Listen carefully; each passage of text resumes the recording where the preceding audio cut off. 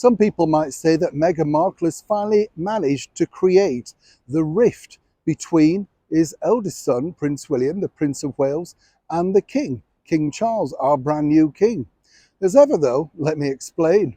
Hi, good morning. Nice to see you. Hope you're well today. And as ever, it's those stories, isn't it, that, family feuds, rifts, whatever you want to call them, they always make the news. I mean, whichever way you look at it, the recent coronation over here in the United Kingdom, seen around the world by billions of people, it was quite tragic to see King Charles's youngest son pitched so far back with no real role. And even the most hard-hearted of people must have thought, what would he be thinking? How has he ended up like this? No support from his wife or children, and really almost left out there on his own, like nobody wanted to bother with him. Clearly they didn't.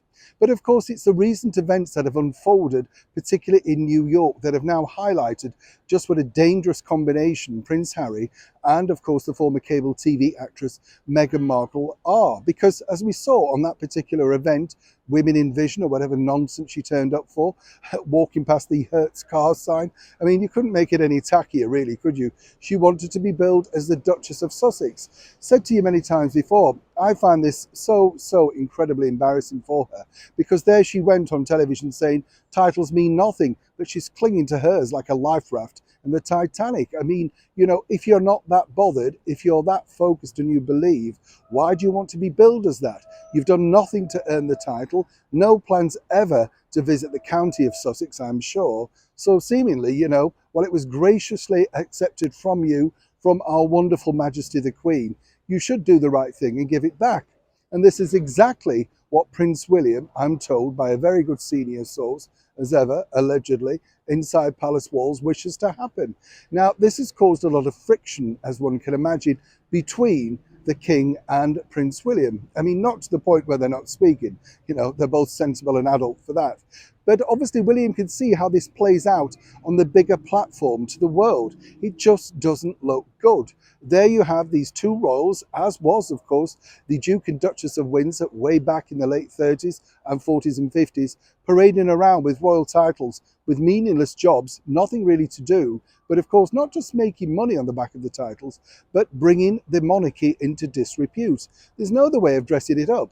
This particular episode in New York was abysmal.